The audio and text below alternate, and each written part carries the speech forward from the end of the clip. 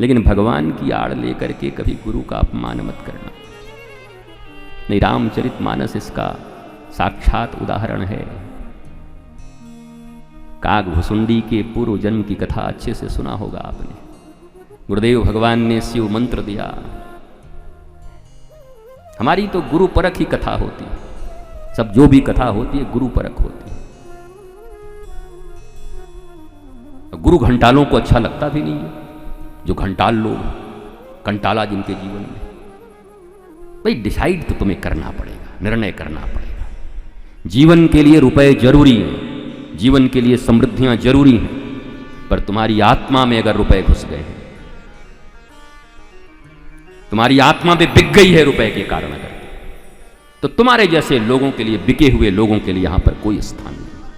तुम आओ, खरीदने के लिए मैं तैयार हूं। तुम मेरे पास जितना सामर्थ्य है, तुम धन से खरीदाओगे, खरीद लूंगा अगर मेरे पास धन है। पर अगर गुरु की वाणी, उनकी अहेतु की कृपा और जीवन के परमानंद को पाना चाहते हो, तो शरणागति भी नहीं, प्रपत्ति ही करनी पड़ेगी कि आपकी जो इच्छा करो। हम तो आपके थे, आपके हैं और आपके रहेंगे। आपके विषय में तो पता नहीं, पर प्रत्येक सद्गुरु अपने शिष्य के लिए ऐसे ही जीता है। तुम करोड़ों अपराध करो, मैं तुम्हारा था, हूं और सदा रहूंगा। गुरु तो ऐसे ही, गुरु का जीवन यही है। क्यों? गुरु वही होता है जो शिष्य होता है। जो सदशिष्य हो गया वही तो गुरु है। बिना शिष्य बने गुरु बनने की तैयारी, इसका मतलब है सिद्ध नहीं मंत्र दे, मरे मारे करे क्षय। हमारे गुरु जी कहते थे, सिद्ध नहीं मंत्र दे, मरे मारे करे क्षय। जो स्वयं ही सिद्ध नहीं, जो स्वयं ही गुरु भक्त नहीं, जो स्वयं ही गुरु चरणारविंद का रसिक नहीं, अगर उसके द्वारा कहीं मंत्र मिल गया तो बोला मरे मारे करे क्षय। वेदवाणी है। एक सच्चा शिष्य ही गुरु होता है, जो शिष्य नहीं वो गुरु हो ही नहीं सकता। या यूं कह सकता हूं, ये पर्यायवाची शब्द है, पर्यायवाची शब्द हैं ये। 100% शिष्य इज इक्वल टू गुरु। जो 100% अपने गुरु का शिष्य है, अब उसके गुरु होने में कोई बाधा रह नहीं गई है।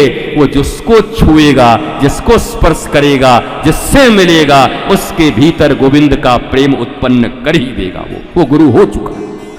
100% शिष्य ही गुरु हो।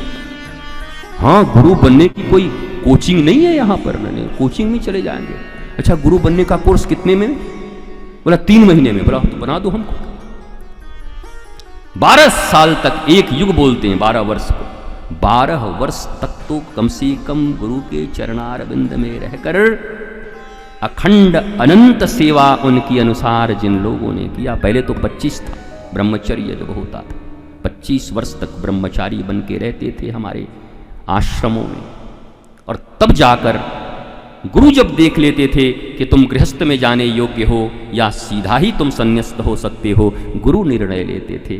और अगर कोई सीधा ही संन्यास को धारण कर लेता तो सन्यासी किसी के भीतर देखते कि अभी तुम्हारी थोड़ी वांछा बाकी है, अभी तुम्हारी थोड़ी चाहत बाकी है, तो तुम्हें संन्यास्त में नहीं जाना चाहिए। पहले तुम गृहस्थ आश्रम में जाओ, वानप्रस्थ में जाओ, फिर संन्यास्त आश्रम में तुम चले जाना। ये हमारे यहाँ की सीढ़ियाँ थी, प्रक्रियाएँ थी।